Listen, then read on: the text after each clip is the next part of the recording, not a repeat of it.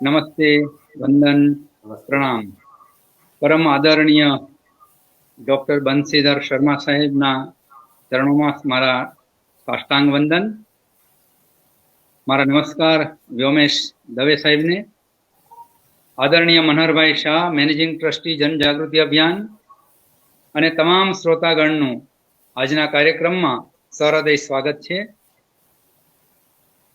દરેક કાર્યક્રમની જેમ આજના કાર્યક્રમની શરૂઆત પણ આપણે જનજાગૃતિ અભિયાનના પરિચય ગીત ચલો સાથીઓથી કરીએ।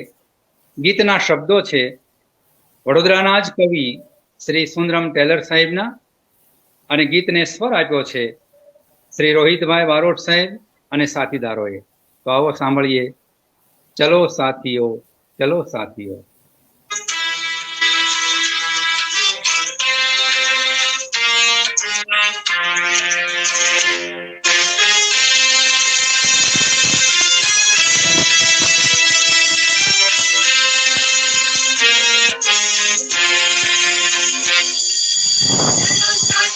चलो साथियों, चलो साथियों, चलो साथियों, चलो साथियों, चलो साथियों, चलो। जन जागृति अभियान नो हेतु सार समझिए, आजादी शौर गाथाओं सौर परिचित करिए। देश प्रेम ने देश राजनी भावना विकसित करिए। देश प्रेम ने देश राजनी भावना विकसित करिए। चलो साथियों, चलो साथियों, चलो साथियों, चलो साथियों, चलो साथियों, चलो साथियों, चलो।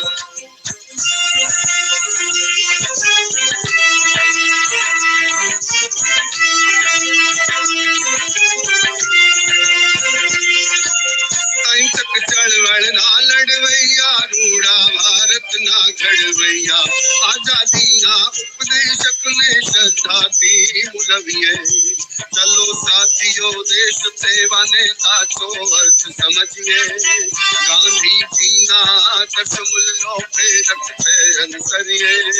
चलो साथियों, चलो साथियों, चलो साथियों, चलो साथियों, चलो साथियों, चलो साथियों, चलो।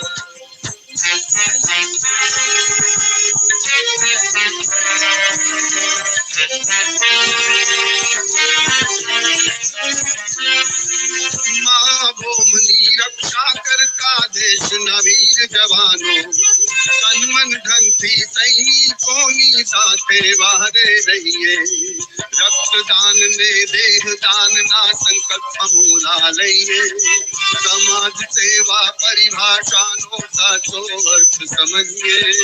चलो साथियों, चलो साथियों, चलो साथियों, चलो साथियों, चलो साथियों, चलो साथियों, चलो।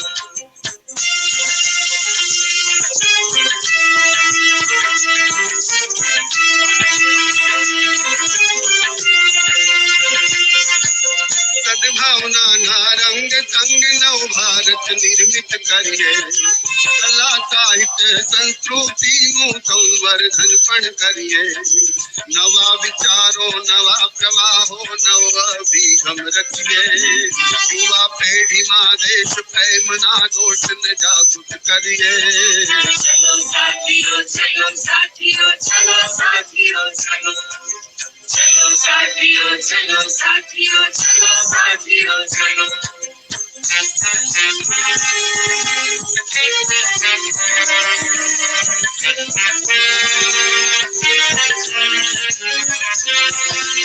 आजादी की पहरेदारी है खून की जिम्मेदारी। जन जागृति अभियान ना सूत्र न सार्थक करिए। चलो साथियों, चलो साथियों, चलो साथियों, चलो साथियों, चलो साथियों, चलो साथियों, चलो साथियों, चलो साथियों, चलो साथियों, चलो साथियों, चलो साथियों, चलो साथियों, चलो साथियों, चलो साथियों, चलो साथियों, चलो साथियों, चलो साथियों। तो चलो साथियों, आजादी की पहरेदारी, नए खून की जिम्मेदारी. જન જાગૃતિ અભિયાનના આ કાર્યક્રમમાં પરમ આદરણીય ડોક્ટર બંસીધર શર્મા સાહેબ, આદરણીય વ્યોમેશભાઈ દવે સાહેબ, મનહરભાઈ શાહ સાહેબ અને તમામ શ્રોતાજનોનું આ મેઘાણી વંદના ફેસબુક પેજ પર હું જોરુભાઈ ખાચર, સંયોજક, કાર્યક્રમ સંચાલક, આપનું સહૃદય સ્વાગત કરું છું. મિત્રો, આજનો વિષય અને આજના વક્તા બંને મહાન છે.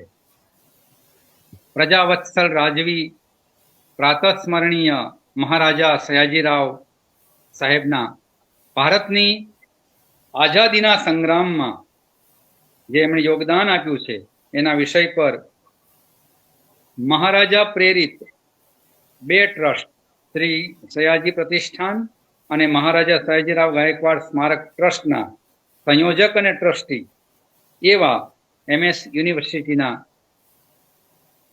હિન્દી વિભાગના પૂર્વ અધ્યક્ષ reader professor doctor Bansidhar Sharma સાહેબ આજ આપણી વચ્ચે ઉપલબ્ધ છે. આજે એમના મનનીય પ્રવચનનો આપણે લાભ લેવાનો છે, ત્યારે હું તેમનું જનજાગૃતિ અભિયાન વતી સહૃદય સ્વાગત કરું છું. આમ તો મનહરભાઈ શાહ મને કહેતા હતા કે સાહેબ તો મારા ગુરુ છે, એટલે એવા કેટલી મહાન વ્યક્તિ, એમના માટે શબ્દો ઓછા પડે મારે કહેવાના. એમનો વિશેષ પરિચય તો દવે સાહેબ આપશે. આપણી વચ્ચે આજે બેંક ઓફ બરોડાના પૂર્વ સિનિયર મેનેજર એવા શ્રી વ્યોમેશભાઈ દવે સાહેબ છે, જે એમને ખૂબ નજીકથી તેમની સાથે કાર્યરત છે. જનજાગૃતિ અભિયાનના પણ સનિષ્ઠ કાર્યકર છે. બધી પ્રવૃત્તિઓ મોટા ભાગની તેઓ સંભાળી રહ્યા છે અને ખૂબ મદદરૂપ થાય છે. ત્યારે હું વધારે સમય ન લેતા આદરણીય વ્યોમેશભાઈ દવે સાહેબને વિનંતી કરું કે સર આપ આવો અને આજના વક્તા એવા પરમ આદરણીય ડોક્ટર બંસીધર શર્મા સાહેબનો આપ શ્રોતા વર્ગને અને અમને સુપેરે પરિચય કરાવો. તો શ્રી દવે સાહેબ. નમસ્તે સૌ શુભ શ્રોતાજનોને. ડૉક્ટર બંસીધર શર્માનો પરિચય આપતા પહેલાં મારે એક પૂર્વ ભૂમિકા બાંધવી છે. એક વાર્તાલાપ. કેમ છે બેટા, ક્યાં રહે છે આજકાલ, ક્યાં નોકરી કરે છે? આવા સવાલો મધ્યપ્રદેશના એક ગામડામાં અભણ ખેડૂતે આજથી 40 વર્ષ પૂર્વે એક યુવાનનો ભેટો પહેલાં પૂછ્યા હતા. યુવાને જવાબ આવ્યો, કાકા હું તો વડોદરાની યુનિવર્સિટીમાં નોકરી કરું છું અને હાલમાં ત્યાં જ રહું છું. ખેડૂતે તરત સામે પૂછ્યું, કયું વડોદરા? પહેલા મહારાજા સયાજીરાવનું વડોદરા? યુવાને જવાબ આપ્યો, હા. તો ખેડૂત તેમને પ્રત્યુત્તરમાં કહે છે કે તો બહુ મહાન માણસ હતા, બહુ મોટા રાજવી હતા. આ ખેડૂત સાથેની આવી સામાન્ય વાતચીત પૂરી કરી તેને યુવાન ઘરે પાછે ફરે છે.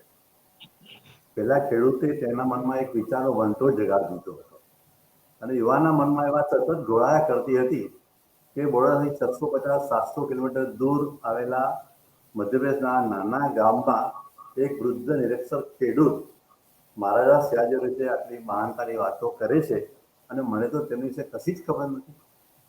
અને યુવાને વડોદરા પાછા ફરતા સુધીમાં દ્રઢ નિશ્ચય કરી લીધો કે મારે આ મહારાજા સયાજીરાવ વિશે જાણકારી મેળવવી જોઈએ અને તેમના જીવન અને કાર્યોનો અભ્યાસ કરવો જોઈએ.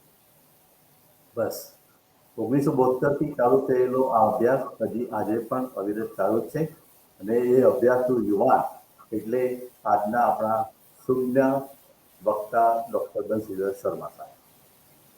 ડૉક્ટર બંસીધર શર્માજીનો જન્મ મધ્યપ્રદેશના નીમચ જિલ્લાના એક ગામમાં થયો હતો. શાળાકીય અભ્યાસ પૂર્ણ કર્યા પછી વધુ અભ્યાસ માટે તેઓ ઇન્દોર ગયા અને ક્રિશ્ચન કોલેજમાં અભ્યાસ કરી અહીંથી જ MA ઉપાધિ હિન્દી વિષયમાં મેળવી હતી. PhD પણ તેમણે ડૉક્ટર શિવમંગલ સુમનના માર્ગદર્શનમાં પ્રાપ્ત કરી. આ ડૉક્ટર સુમન પણ હિન્દી સાહિત્ય જગતનું બહુ જાણીતું નામ અને દિનકરજી, ડૉક્ટર હરીશભાઈ બચ્ચન જેવા મહાન સાહિત્યકારોના સાથીઓમાંના એક હતા. તેઓ તો નેપાળમાં પણ કોઈ સાંસ્કૃતિક સમિતિના અધ્યક્ષ તરીકે રહ્યા હતા અને વિક્રમ વિશ્વવિદ્યાલય મધ્યપ્રદેશમાં વાઇસ ચાન્સેલર પણ રહ્યા હતા. ડૉક્ટર બચેન્દ્ર શર્મા 1969 જુલાઈ મહિનામાં વડોદરાની યુનિવર્સિટીમાં હિન્દીના વ્યાખ્યાતા તરીકે જોડાયા અને ઉત્તરોત્તર પ્રગતિ કરતા કરતા 1996માં રીડરના પદેથી નિવૃત્ત થયા. શર્માજી આમ તો હિન્દી ભાષાના સાહિત્યકાર, પરંતુ તેમની ઇતિહાસમાં પણ બહુ ઊંડી રુચિ, અને આ ઇતિહાસમાંની રુચિને કારણે જ તેઓ વડોદરાના મહારાજા સયાજીરાવના જીવનના ઊંડા અભ્યાસુ બની રહ્યા. સન 1972થી શરૂ કરેલ લગભગ 18 વર્ષના આ ગહન અધ્યયન, ઇતિહાસની વાંચન એ બધાના પરિકલ્પક રૂપે આપણને સન 1990માં સયાજીરાવ મહારાજાના વિષયમાં ભારતને ક્રાંતિકારી આંદોલન તથા સયાજીરાવ ગાયકવાડ કૃતિ કા યોગદાન આ નામનું પ્રથમ પુસ્તક હિન્દીમાં પ્રાપ્ત થાય છે. આ પુસ્તક દિલ્હીથી પ્રકાશિત થયેલ. ત્યાર પછી તો તેનો ગુજરાતી અનુવાદ પણ પ્રકાશિત થયો. ત્યાર પછી તો મહારાજા સયાજીરાવ ગાયકવાડ ત્રીજાના જીવન અને કાર્યો, કેટલાક અવિસ્મરણીય કાર્યો છે જે આજે પણ આપણા દેશમાં ચાલી રહ્યા છે. એની વિશે એમણે અન્ય પુસ્તકો પણ લખ્યા. પુસ્તકોના નામ જણાવો તો મહારાજા સયાજીરાવ ગાયકવાડ કૃતિ, વ્યક્તિત્વ એમ કૃતિત્વ, લોકસ્મૃતિની ગાયકવાડ, પ્રજાવત્સલ સયાજીરાવ, મહારાજા સયાજીરાવ ગાયકવાડ તથા બड़ौदा राज्य का आर्थिक विकास, મારો ફિરંગીકો 1857 की देशव्यापी गुंज, આવા પુસ્તકો એમણે આપણને હિન્દીમાં મૂળ આપ્યા અને આમાંના કેટલાક પુસ્તકોનો ગુજરાતી અને અન્ય ભાષામાં અનુવાદ પણ થયો. આ ઉપરાંત તેમણે અનુવાદિત પણ સંપાદિત કરેલા પુસ્તકો પણ છે. એક છે એમનું યુગ દ્રષ્ટા સયાજીરાવ ગાયકવાડ, સયાજીરાવ કા વિચાર વિશ્વ, એ 3 ભાગમાં છે. અને આ 3 ભાગમાં મહારાજા સયાજીરાવે જે ભાષણો આપેલા હતા મૂળ અંગ્રેજીમાં હતા, પછી એનું મરાઠી પણ રૂપાંતર થયું અને છેલ્લે આપણે એનું હિન્દીમાં અહીંયા આગળ અનુવાદ કરાવી અને 2017થી 2019 વચ્ચે 3 ખંડમાં આપણે અહીંયા પ્રકાશિત કરેલા છે.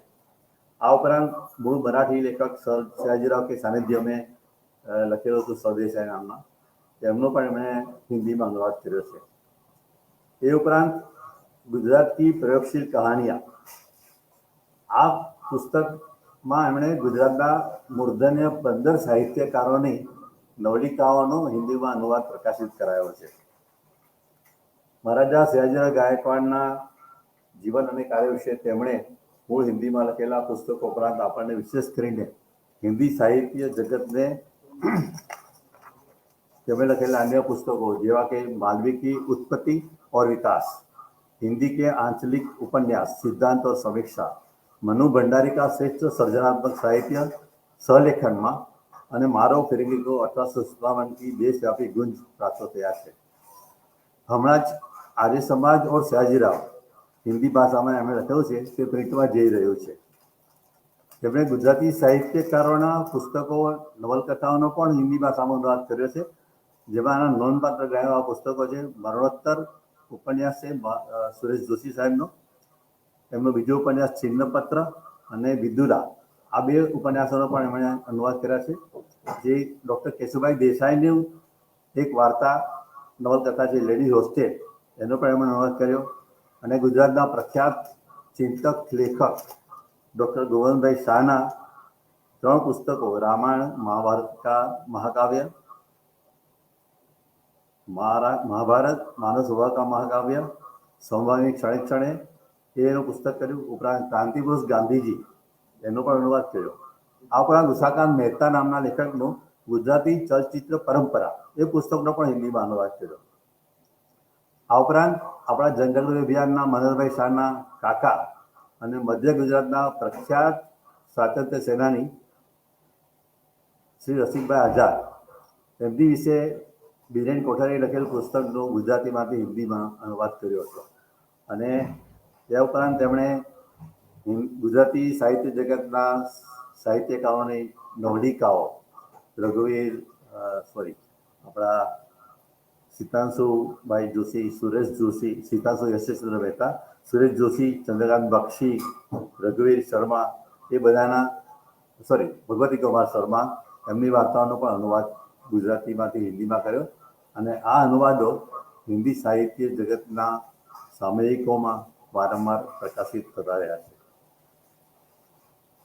હાલમાં તેમણે ગુલામ અહમદ શેખનું પુસ્તક ઘરે જતાના કેટલાક પ્રકરણોનો પણ હિન્દીમાં અનુવાદ કર્યો છે અને આ પુસ્તક પણ પ્રકાશિત થઈ રહ્યું છે.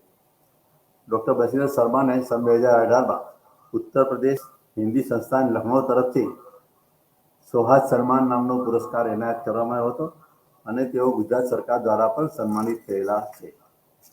તેમાંના લેખો, અનુવાદિત વાર્તાઓ નઈ દુનિયા, ઇન્દોર, જ્ઞાનોદય, દિલ્હી, રાષ્ટ્રધર, લખનૌ અને સાક્ષાત્કાર મધ્યપ્રદેશ સરકાર દ્વારા ભોપાલથી પ્રકાશિત થતા સામયિકમાં પણ સમયાંતરે પ્રકાશિત થતા રહે છે.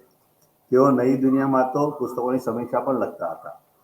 તેઓ વડોદરા નગર અધિવાસન સમિતિના સભ્યોને પણ માર્ગદર્શિત કરતા રહે છે. બેંકો, વીમા કંપનીઓ, રાજ્ય અને કેન્દ્ર સરકારની કંપનીઓ દ્વારા હિન્દી દિવસના ઉપક્રમે વક્તવ્ય આપવા માટે તેમને વારંવાર નિમંત્રિત કરવામાં આવે છે. કેટલાય વર્ષોથી લગભગ 30-32 વર્ષથી તેઓ મહારાજા સયાજીરાવ ગાયકવાડ સ્મારક ટ્રસ્ટના મુખ્ય સંયોજક અને ટ્રસ્ટી તરીકે કાર્યરત છે. તદુપરાંત મહારાજા સયાજીરાવ વિશ્વવિદ્યાલય દ્વારા સંચાલિત શ્રી સયાજી પ્રતિષ્ઠાનના પણ મુખ્ય સંયોજક તરીકે કામ કરી રહ્યા છે. શ્રી સયાજી પ્રતિષ્ઠાન મહારાજા સયાજીરાવના વિચારો, કાર્યો અને ભાષણો વિશેના પુસ્તકો સમયાંતરે હિન્દી, ગુજરાતી, અંગ્રેજી ભાષામાં પ્રકાશિત કરે છે. મારું સદભાગ્ય છે કે જનજાગૃતિ અભિયાન વડોદરા અને તેના મેનેજિંગ ટ્રસ્ટી શ્રી મનોહરભાઈ શાહે ડૉક્ટર બશીર શર્મા જેવા વિદ્વાન વ્યક્તિનો પરિચય આપવાનું મને કામ સોંપ્યું. ડૉક્ટર બશીર શર્મા આમ તો પ્રસિદ્ધિથી દૂર ભાગતા માણસ છે અને મને એમણે ખાસ ટકોર કરી હતી કે પરિચય અતિ સંક્ષિપ્તમાં આપવાનો છે, એટલે એમનો બહુ ઊંડાણમાં હું પરિચય નથી આપતો. સમયની પણ આપણને પાબંદી છે, એટલે અહીંયા હું વિરમું છું. આપને એક વસ્તુની જાણ કરી રહી કે ડૉક્ટર બશીર શર્માનું વક્તવ્ય હિન્દીમાં રહેશે. આભાર, ધન્યવાદ. આપનો પણ ખૂબ ખૂબ આભાર સર. હવે પરમ આદરણીય શર્મા સાહેબને વિનંતી કરું કે સાહેબ આપ પધારો અને મહારાજા સયાજીરાવ ગાયકવાડનું સ્વતંત્ર સંગ્રામમાં યોગદાન વિષય પર પ્રકાશ પાડો. Welcome sir.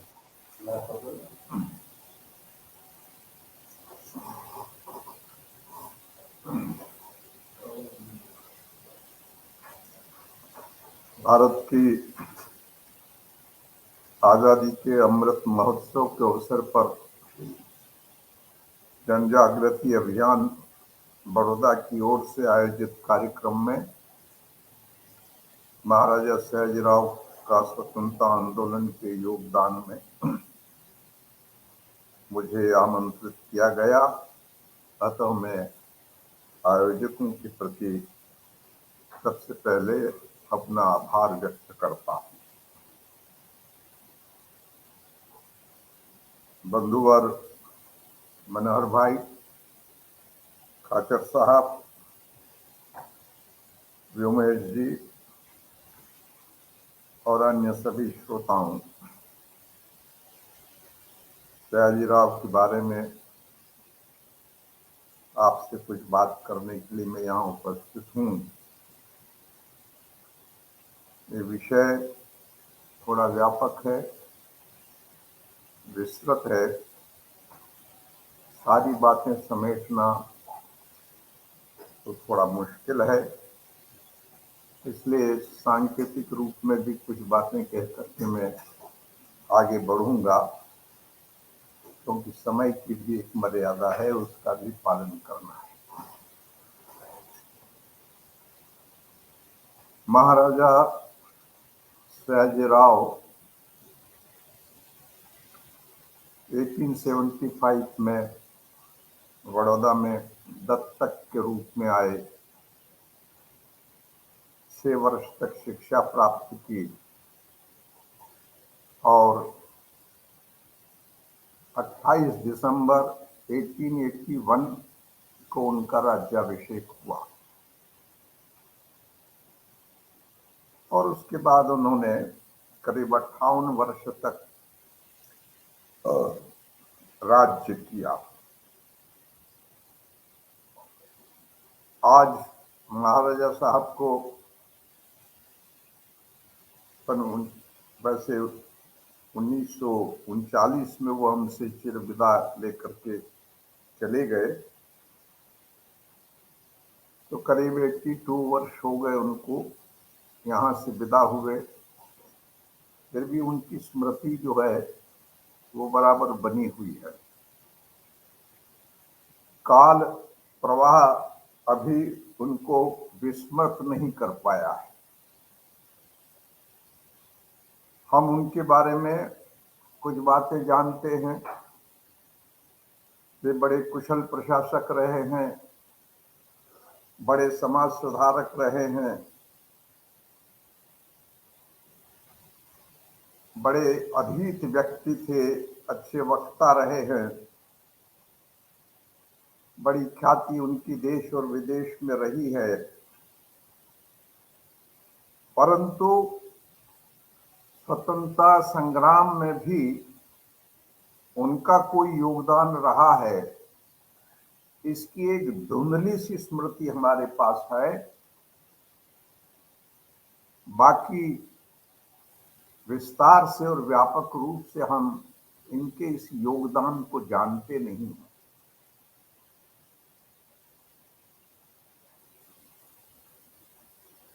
ऐसा होने का कारण भी है, समय बदलता रहता है और आदमी का कृतित्व, व्यक्तित्व सब पीछे धकेलाता रहता है। परंतु ये जो स्वतंत्रता संग्राम में महाराजा का योगदान है, इस विषय पर लोगों ने, लेखकों ने भी, इतिहासकारों ने भी विशेष ध्यान नहीं दिया।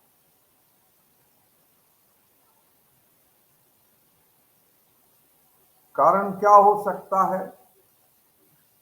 एक राजा स्वतंत्रता स्वाधीनता संग्राम में अपनी महत्वपूर्ण भूमिका का निर्वाह करता हो, ऐसा लोगों को कभी लगा ही नहीं होगा, इतिहासकारों को। अंग्रेज तो चाहते भी नहीं थे कि महाराजा के इस व्यक्तित्व को बाहर लाया जाए। तो इतिहासकार हमारे जो थे, उन्होंने भी उस तरफ विशेष ध्यान नहीं दिया। महाराजा जिस समय सत्ता में आए 81 में, उस समय देश का वातावरण बदल गया था। 57 के पहले जो वातावरण था, 57 के बाद जो वातावरण बना, और ये 81 तक जो वातावरण था, वो अब काफी बदल चुका था पहले के वातावरण से। इस समय देश में देशभक्ति और राष्ट्रीयता के विचारों की बहुत प्रबलता थी। सारा देश राष्ट्रीयता के विचारों से उद्वेलित था उस समय, और सारा देश इस उद्योग में लगा था कि किसी भी तरह से हमें स्वाधीनता प्राप्त करनी है। 57 के महासमर में असफल जरूर हुआ ये देश। थोड़े समय के लिए एक निराशा का भाव, पराधीनता का भाव अवश्य उसके भीतर पैदा हुआ। परंतु अंग्रेजों ने जब 58 में ये सारा समाप्त हो गया महासमर, तो उसके बाद जो भी यंत्रणाएं इस देश को, लोगों को देना चाहिए थी, वो भी दी। जुल्म जितने हो सकते थे वो भी सब कुछ किए। परंतु वो इस बात को जानते थे कि विचार कभी मरता नहीं है। हार युद्ध में हुई है, मन से देश हारा नहीं है। इसलिए सन 1861 में फिर से इस देश में क्रांतिकारी आंदोलन शुरू हो गया, और 1885 में कांग्रेस की स्थापना हो गई, और लोग वैधानिक लड़ाई लड़ने के लिए फिर शुरू कर दिया अंग्रेजों के खिलाफ। तो जब महाराजा सत्ता में आए, तो पहले क्रांतिकारी आंदोलन, और उसके बाद कुछ ही वर्षों में अखिल भारतीय राष्ट्रीय कांग्रेस की स्थापना हो गई।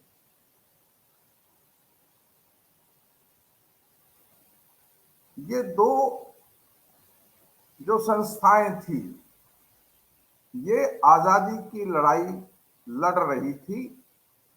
एक संस्था वैधानिक रास्ते से आगे बढ़ना चाहती थी, दूसरी संस्था सशस्त्र क्रांति को लेकर के वो क्रांतिकारी लोग अपना काम कर रहे थे। महाराजा भी आखिर एक क्षत्रिय कुलोत्पन्न व्यक्ति थे। गायकवाड़ों की एक वीर परंपरा में के वंशधर वो थे और इसलिए उनके भीतर भी एक भाव जरूर ये दृढ़ हो गया था। और जैसा कि सरदेसाई रियासतकार ने लिखा भी है कि महाराजा कहते थे कि मैं राजा हूं, इसका मतलब ये नहीं है कि मैं इस देश का घटक नहीं हूं। मेरी भी जिम्मेदारी है कि मैं इस देश का घटक होने के नाते इस देश का कुछ उद्धार कर सकूं और सारी जनता को भी इस देश के उद्धार में लगे रहना चाहिए। ऐसा एक विचार उनका था, मुझे भी देश के लिए काम करना है।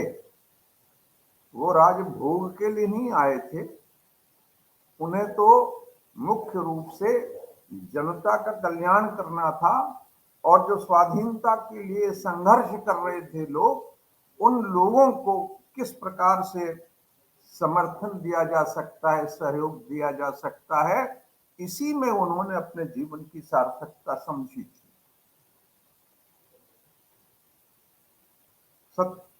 क्रांतिकारी आंदोलन हो या कांग्रेस की बात हो या कुछ लोग ऐसे भी थे जो एक सांस्कृतिक आंदोलन भी चला रहे थे इस देश में। ये जो समाज सुधार आंदोलन थे ना, ये समाज सुधार आंदोलन उसी प्रकार के थे। अब क्या हो गया था कि देखिए, मैंने जैसा कहा कि देश में काफी परिवर्तन हो गया था, देश को देखने की एक दृष्टि बदल गई थी। 81 में हमारे बंकिम चंद्र का उपन्यास आता है आनंद मठ, और आनंद मठ में भवानंद एक पात्र है।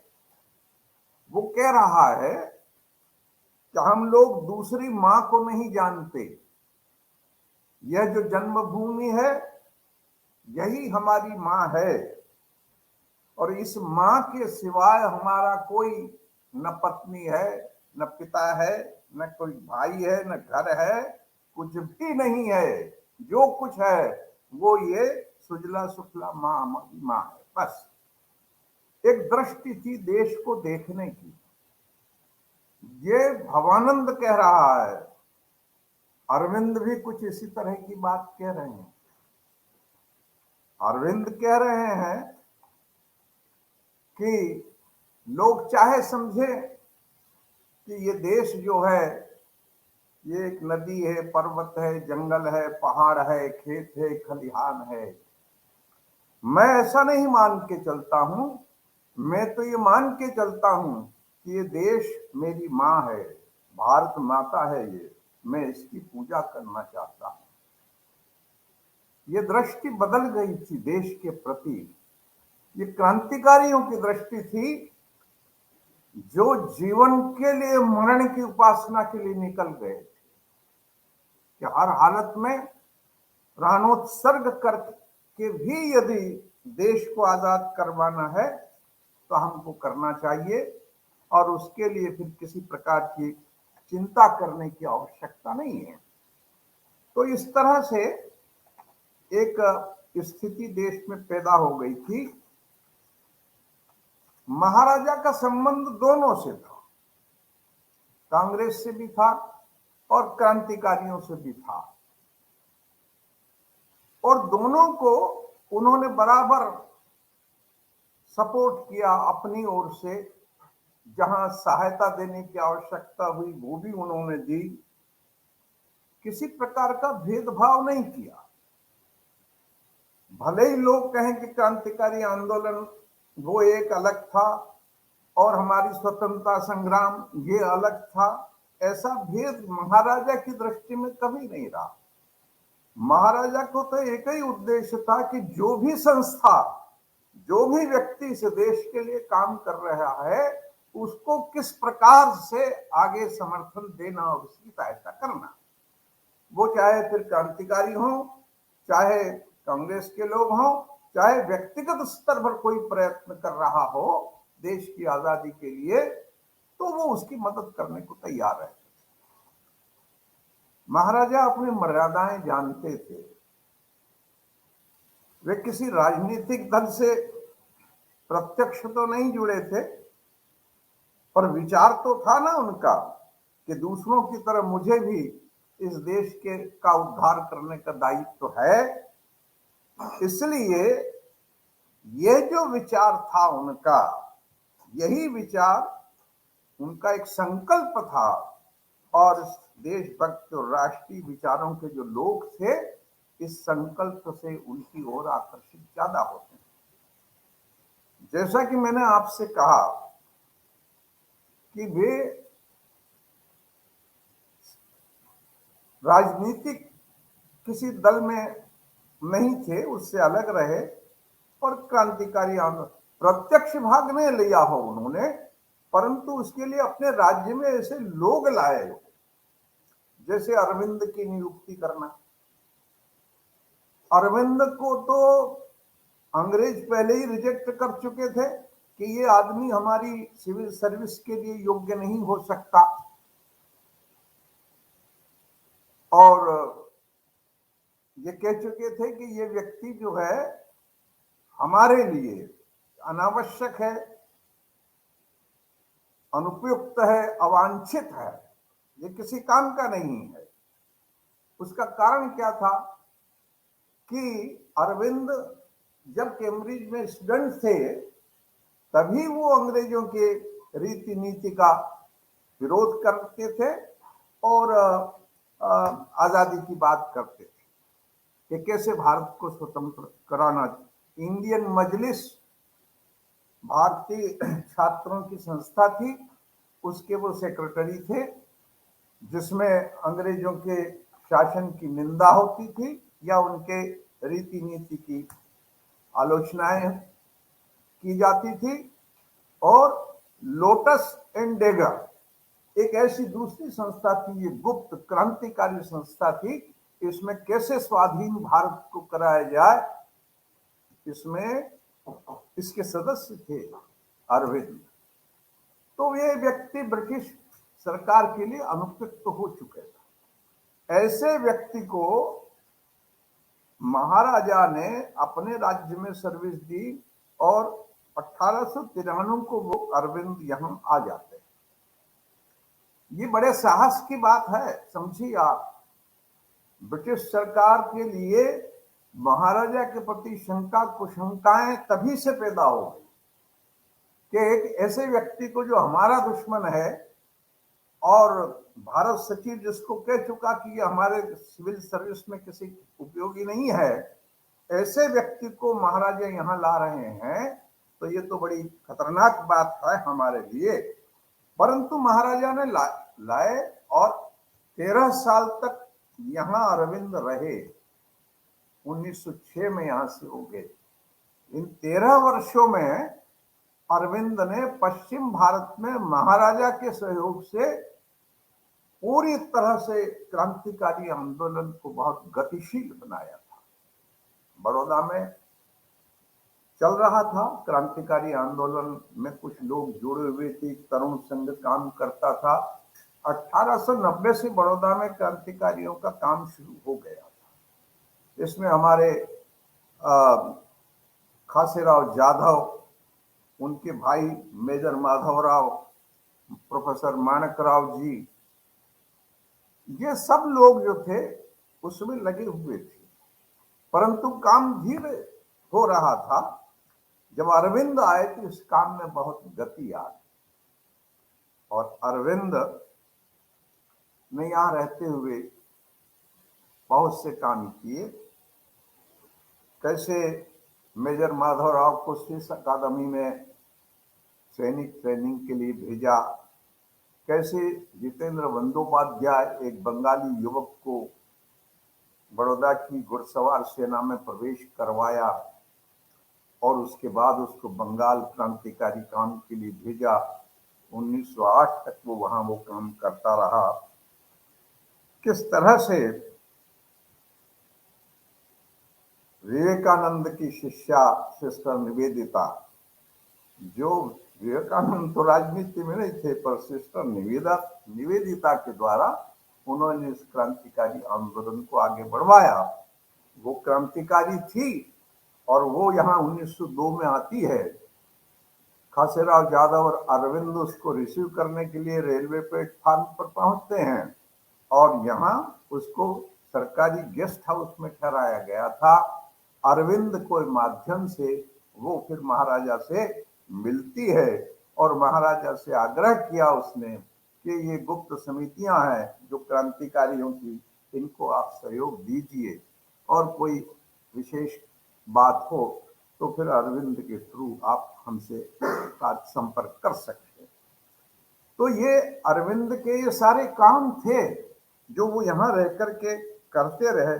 अब इनको डिटेल में तो मुझे ज्यादा कहने की आवश्यकता नहीं है, समय का अभाव रहेगा, किंतु एक ही बात पे कहता हूँ, गंगनाथ सार्वजनिक विद्यालय या गंगनाथ भारती विद्यालय, ये यहाँ अरविंद का बहुत बड़ा काम था। 17 मई 1905 को गंगनाथ भारती विद्यालय की स्थापना की गई चाणोद के पास, और इसमें ये सब लोग थे। अरविंद तो थे ही, उनके भाई वारेंद्र मोहन घोष थे, फिर माणकराव जी थे, खासेराव यादव थे, मेजर माधवराव थे। ये सब लोग मिलकर के इसकी स्थापना करते हैं और इसमें सैनिक ट्रेनिंग, व्यायाम, कवायद, सैनिक कवायद, शस्त्र संचालन, इसकी शिक्षा दी जाती थी। और ये शिक्षा बड़ौदा राज्य की फौज के जितने निवृत्त लोग थे वो सब इसमें लगे हुए। तो महाराजा का ये सपोर्ट था पूरा का पूरा, तब जाकर के ये विद्यालय स्थापित हुआ था। ये याद रखिए आप, महाराजा का सपोर्ट ना होता तो ये विद्यालय स्थापित नहीं होता। करीब सन 11 तक ये विद्यालय चला और इस विद्यालय में जितने टीचर थे वो सब सावरकर के अभिनव भारत के लोग थे। अभिनव जो भारत संस्था थी उनकी, सावरकर की, उससे जुड़े हुए सारे लोग यहाँ काम करते थे। ये महाराजा के कारण सब चलता रहा। इसमें पढ़ाया क्या जाता था पाठ्यक्रम में? आनंद मठ पढ़ाया जाता था। इसमें पढ़ाया जाता था मेजिनी, सावरकर के द्वारा लिखा हुआ, और इसमें पढ़ाया जाता था समर्थ रामदास का जीवन चरित्र। ये तो पाठ्यक्रम में 3 पुस्तकें थी और दुर्गा सप्तशती का कंठ निरंतर पारायण होता था। मेजिनी की जीवनी का निरंतर पारायण होता था। इस तरह से एक सैनिक विद्यालय वो बनाया गया था। 11 तक यहाँ चला और उसके बाद जब अंग्रेजों को ये बात पता चली कि यहाँ ऐसा काम हो रहा है तो उसको बंद करने की वो उस प्रक्रिया में लग गए, और वो बंद तो नहीं किया, फिर बड़ौदा में सपोर्ट को हो गया। यहाँ जो काशी विश्वनाथ मंदिर है अलकापुरी में, वहाँ ये सब शिफ्ट कर दिया गया।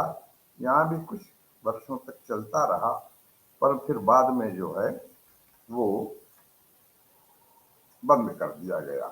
तो ये तो एक अरविंद का ने बड़ौदा में क्रांतिकारी गतिविधियों को सपोर्ट किया था। इसी प्रकार से अरविंद यहाँ फिर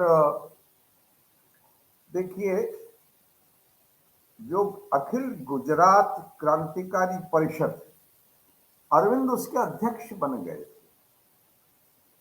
1899 में, उसके अध्यक्ष थे वो। और क्रांतिकारियों में महाराजा का क्या महत्व था, इसके लिए एक उदाहरण और मैं छोटा सा आपको दे देता हूं कि 1915 में 19 फरवरी 1915 में रास बिहारी बोस के नेतृत्व में क्रांतिकारियों ने सन 57 के महासमर को दोहराने का विचार किया था कि एक 57 जैसा महासंग्राम हो जाए। उसका नेतृत्व कर रहे थे हमारे रास बिहारी बोस। तारीख तय हुई। उसके बाद किसी भेदिये ने जब पुलिस को सूचना दे दी तो तारीख में चेंज किया गया, तारीख चेंज हो गई। उसके बाद भी वो सूचना लीक हो गई और उस भेदिये ने अंग्रेजों को सूचना दे दी। तो सारा कार्यक्रम बिगड़ गया। लोग गिरफ्तार कर लिए गए। रास बिहारी को देश छोड़ करके बाहर जाना पड़ा जापान, और वो फिर कभी देश में लौटे ही नहीं। ये बात तो ठीक हुई, उसमें वो सफल नहीं हुए, पर इस क्रांतिकारी परिषद ने एक बात तय की थी कि यदि हमारी योजना के अनुसार इस वर्ष हम देश को स्वतंत्र करा गए तो भारत के पहले राष्ट्रपति सयाजीराव होंगे। ये क्रांतिकारी परिषद का निर्णय था। ये अब आप अंदाज लगा लीजिए कि महाराजा का क्रांतिकारी परिषद में क्या उनका स्थान था, क्या महत्व था, क्या हैसियत महाराजा की थी उनके भीतर। तो इस तरह से उसी तरह का एक उदाहरण और है छोटा सा। 1905 में कुछ क्रांतिकारियों ने मिलकर के गोवा को स्वतंत्र कराने का एक विचार किया। अब गोवा स्वतंत्र हो, इसकी सारी योजना लोकमान्य तिलक को सौंपी गई। लोकमान्य तिलक तो राष्ट्रीय व्यक्ति थे, आप जानते ही हैं, और बहुत राजनीति में राष्ट्रवाद को प्रत्यक्ष करने का काम लोकमान्य तिलक ने किया है। तो लोकमान्य तिलक को ये काम सौंपा गया कि आप पूरी योजना बनाइए कि किस प्रकार से गोवा को स्वतंत्र कराया जाना चाहिए। लोकमान्य तिलक ने योजना बनाई और ये सोचा कि भाई देश गोवा स्वतंत्र हो जाता है तो उसका राष्ट्राध्यक्ष किसको बनाया जाना चाहिए, ये विचार हुआ। कौन मान्यता देगा उसको? सबसे पहले तो रूस मान्यता देगा, ऐसा तय हुआ। और राष्ट्राध्यक्ष के लिए नाम तय हुआ चारुचंद्र दत्त का। चारुचंद्र दत्त उस समय ठाणे में जिला मजिस्ट्रेट थे। ये सुबोध मुखर्जी थे कि कौन थे वो, ठीक है। तो ये ठाणे में जिला मजिस्ट्रेट थे।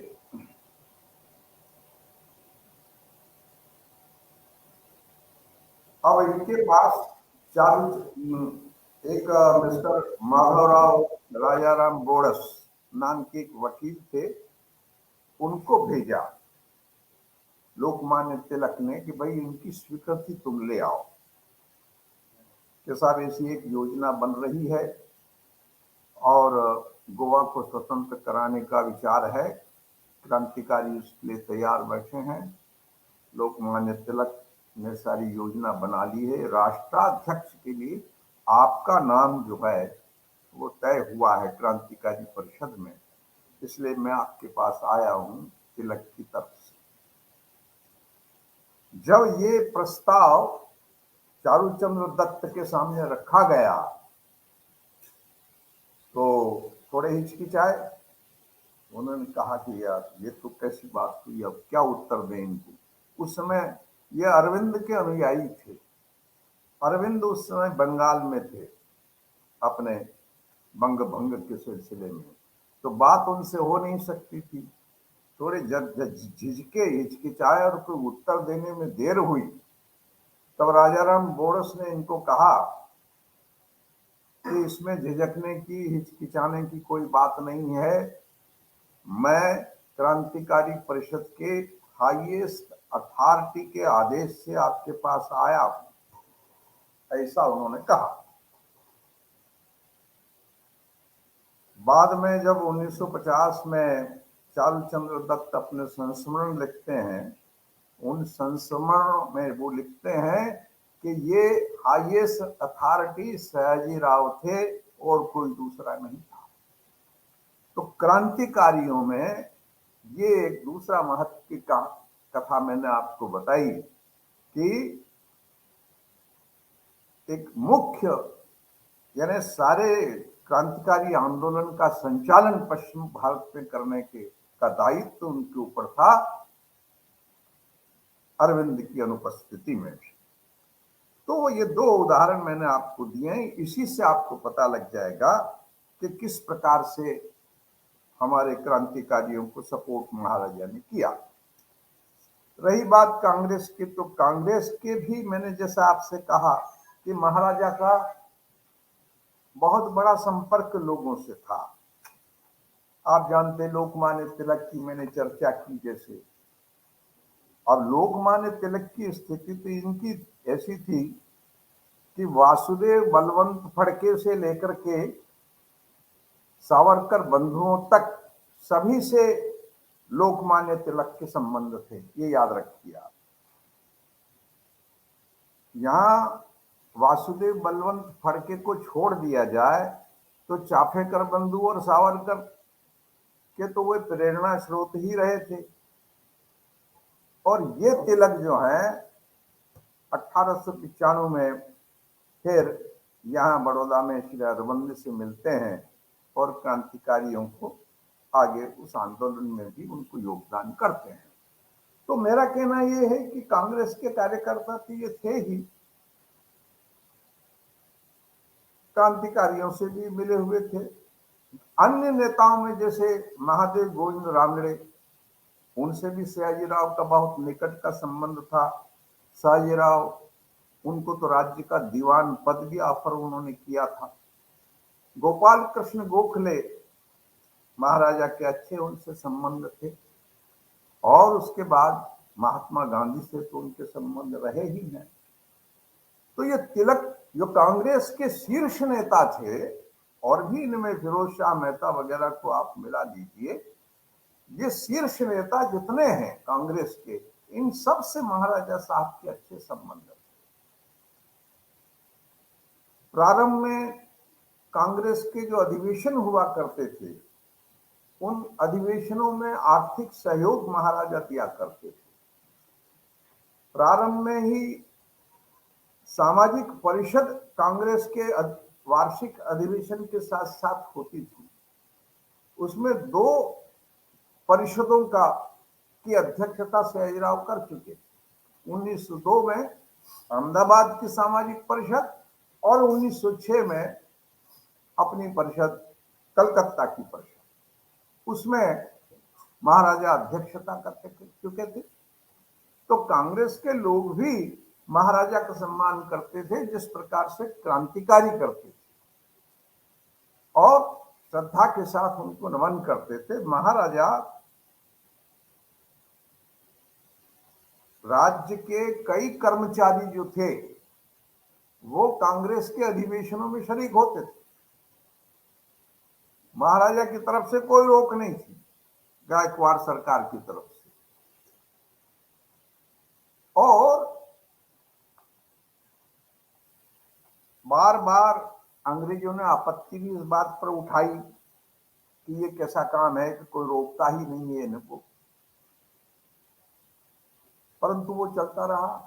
यहां तक कि प्रजामंडल जो स्थापित हुआ था उसको भी महाराजा ने स्थापित करवाया, उसमें सहयोग था उनका, यहां से कांग्रेस का। तो मैं ये कह रहा हूं आपसे कि महाराजा इन लोगों से, जैसे गोखले को विदेश जाना था किसी प्रतिनिधि मंडल में, तो आर्थिक सहायता भी उन्होंने दी थी उनको, और भी आर्थिक सहायता वो लोगों को देते रहते थे। 1908 में महाराजा का संपर्क गांधी जी से आया, पत्राचार के माध्यम से। गांधी जी दक्षिण अफ्रीका में जो वहाँ के भारतीय लोग थे उनके नागरिक अधिकारों के लिए लड़ाई लड़ रहे थे। और गांधी जी ने महाराजा से आग्रह किया था कि आप भी प्रयत्न करिए, ब्रिटिश सरकार को इंग्लैंड आवेदन भेजिए कि हमारे इन लोगों के लिए को इनके नागरिक अधिकार दिए जाए। महाराजा ने गांधी जी का आदेश स्वीकार करते हुए तत्काल पत्र लिखा, यहाँ के रेजिडेंट को भी लिखा, डायरेक्ट वहां भी भेजा। तो ये उसके बाद गांधी जी से मिलना उनका प्रत्यक्ष दूसरी गोलमेज परिषद में 1921 में होता है। और मैं यहाँ ये भी आपको बात कह देता हूँ कि महाराजा जिस होटल में ठहरे हुए थे, गोलमेज परिषद के पहले गांधी जी सरोजनी नायडू को साथ में लेकर के उस होटल में गए जहां महाराजा ठहरे हुए थे। तो आप ये समझिए कि महाराजा का क्या महत्व था और कैसे कितना गांधी जी को उनको भी महत्व दिया करते थे। गांधी जी ने यहाँ और सरदार पटेल ने दोनों मिलकर के बोरसद जो ब्रिटिश क्षेत्र था उसमें नो टैक्स आंदोलन चलाया, आप जानते ही होंगे। अब नो टैक्स आंदोलन में जो गायकवाड़ सरकार के जितने अधिकारी थे वो सब उसके समर्थन में थे। और कई अधिकारी जो थे वो उसमें भाग भी लेते थे। रेजिडेंट ने शिकायत भी की, कठोर दंड दिया जाए, अधिकारियों के खिलाफ कार्रवाई की जाए, दीवान को पत्र लिखा, महाराजा ने कोई ध्यान नहीं दिया उसकी तरफ। इसी तरह से आप जानते हैं कि इसी दौरान ये जो चल रहा था आंदोलन नो टैक्स वाला, नवसारी पहुंचे महाराजा। अब ये तो बड़ौदा राज्य का प्रधान नगर था। अब नवसारी पहुंचे तो वहां के लोगों ने सोचा कि महाराजा ने गांधी जी का स्वागत तो होना चाहिए। नवसारी आए हैं, बड़ौदा राज्य में आए हैं और हमारे राज्य में गांधी जी का स्वागत न हो, ऐसा कैसे हो सकता है। अब उसमें मुश्किल ये था कि भाई यदि गांधी जी का स्वागत किया जाए, इनका भाषण वगैरह कराया जाए तो आयोजकों के प्रति ब्रिटिश सरकार कार्रवाई करेगी। तो योजना ये बनाई गई कि भाई भाषण तो होना चाहिए। तो रेलवे प्लेटफार्म पर गांधी जी का मंच बना दिया गया और जनता जो थी वो अपने बाहर प्लेटफार्म के बाहर बैठी, गांधी जी का भाषण हो गया। महाराजा से शिकायत की गई कि आप कार्रवाई करिए इन लोगों को। उन्होंने कहा कार्रवाई करने का सवाल नहीं, गांधी जी जिस मंच से रेलवे प्लेटफार्म से बोल रहे थे वो हमारे गायकवाड़ के अधिकार में नहीं है रेलवे प्लेटफार्म। इसलिए जब हमारे यहाँ किसी प्रकार का कोई काम ही नहीं किया, उन्होंने कोई भाषण वगैरह नहीं दिया, तो मैं किस प्रकार से उनके खिलाफ कार्रवाई की जाती। महाराजा ने इनकार कर दिया। नवसारी के लोगों ने 1000 रुपए का थैली भी उनको भेंट की उस समय। एक हमारे सत्यव्रत मुखर्जी थे, ये पेटलाद में तहसीलदार थे। तो गांधी जी एक बार सोजित्रा गए तो वहां पर कई स्थानों पर उनकी सभाएं हुई। तो सत्यव्रत मुखर्जी ने पुष्पहार से गांधी जी का स्वागत किया। गायकवाड़ के तहसीलदार होकर के भी उन्होंने वो किया। शिकायत हो सकती थी, की भी होगी, पर महाराजा ने उसकी तरफ कोई ध्यान नहीं दिया। दांडी मार्च की तो बात आप जानते ही हैं। गांधी जी ने 1930 में जो नमक आंदोलन के समय दांडी मार्च किया था, महाराजा को यह आदेश था कि गांधी यहां से गुजरे, यदि आपके राज्य से और कुछ बोले तो उनको तत्काल गिरफ्तार कर लिया जाए। यह आदेश था। गांधी जी और महाराजा के रिलेशन देखिए, गांधी जी सयाजीराव को बापू कहते थे। महाराजा ने गांधी जी से बात की कि ऐसी ऐसी स्थिति है, तो गांधी जी ने कहा कि बापू ऐसा कोई काम नहीं होगा कि आप संकट में पड़ जाएं। ठीक हो गया। अब गांधी जी दांडी मार्च के लिए तो बड़ौदा की सीमा उनके गायकवाड़ी राज्य से भी प्रसार हो गई, कोई बात ही नहीं थी। तो ये इस प्रकार से महाराजा ने क्या किया कि गांधी जी को प्रसार होने देना, अंग्रेजों ने जो कुछ लिखा पढ़ी फिर भी उन्होंने की कि क्यों नहीं आपने गिरफ्तार किया। उन्होंने कहा कि गांधी जी मेरे राज्य से गुजर रहे थे, अब कोई आदमी यदि मेरे राज्य से होकर जा रहा है तो मुझे उसको गिरफ्तार करने की, कैद करने की कोई जरूरत नहीं थी, इसलिए नहीं किया। तो इस तरह से मेरा ये कहना है कि सयाजीराव ने इस स्वतंत्रता संग्राम को आगे बढ़ाने में बहुत मदद की।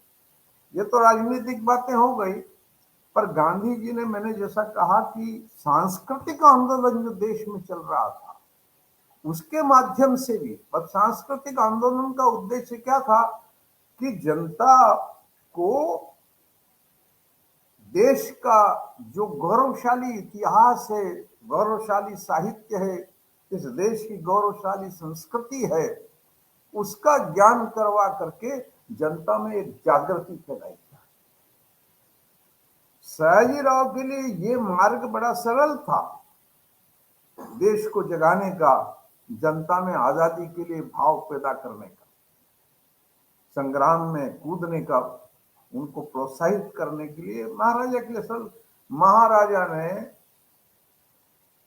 जो साहित्य प्रकाशित किया, अनुवाद करवाए, देशी भाषा माध्यम की संस्थाएं करी, गुजराती को प्रादेशिक भाषा में राजभाषा बनाई, हिंदी राष्ट्रभाषा होना चाहिए इसका नारा दिया। ये सारे इस सांस्कृतिक अध्ययन के आंदोलन के अंतर्गत महाराजा ने काम किए और इससे लोगों को बहुत स्फूर्ति मिली। और इस काम में महाराजा का जो सबसे बड़ा सहायक था आर्य समाज। आर्य समाज में स्वामी महर्षि दयानंद जो थे, वे देश के इस सांस्कृतिक जो जीवन था इस देश का, उस सांस्कृतिक जीवन के प्रति जो आत्माभिमान जगाने का काम किया वो हमारे महर्षि दयानंद ने किया था। आर्य समाज ने, एक तो वेदों के पंडित ये लोग थे, अच्छे वक्ता थे, ऐसे कई लोग आजादी की लड़ाई में इन्होंने दिए, लाजपत राय जैसे, अजीत सिंह, बाद में तो ये भगत सिंह, ये सब आर्य समाजी थे, सुखदेव वगैरह, इन सब ने आर्य समाज की प्रेरणा से उस आजादी की लड़ाई में ये लोग आगे बढ़े। तो महाराजा ने क्या किया कि ऐसी पुस्तकें प्रकाशित की, महाराष्ट्र कथामाला, राष्ट्र कथामाला, विदेशी भाषाओं के अनुवाद करवाना, महापुरुषों की जीवनियां प्रकाशित करवाना, लोगों को प्रेरक पुस्तकें लिखने के लिए अनुदान देना, ये सारा काम महाराजा ने किया।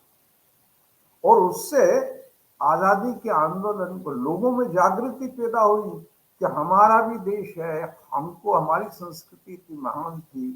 पुरातत्वविद वगैरह जितने इतिहासकार वगैरह, पत्रकार वगैरह था, संवाददाता, ये सब लोग उसमें लगे हुए थे। महाराजा ने इन सब के माध्यम से अपना काम किया, इस सांस्कृतिक आंदोलन के माध्यम से किया। तो ये भी एक तरीका था महाराजा का काम करने का कि सांस्कृतिक आंदोलन के माध्यम से भी आजादी की लड़ाई आगे उसको बढ़ाना, क्रांतिकारियों के माध्यम से भी बढ़ाना, और कांग्रेस के लोगों को। मैंने प्रारंभ में जैसा आपसे कहा कि महाराजा के मन में कोई भेद नहीं था, वो तो देशभक्त व्यक्ति थे, राष्ट्र भावना उनके भीतर उद्वेलित थी और राष्ट्र के लिए कुछ काम करना है, बस ये सोच करके इन सारे लोगों की मदद को करते रहे।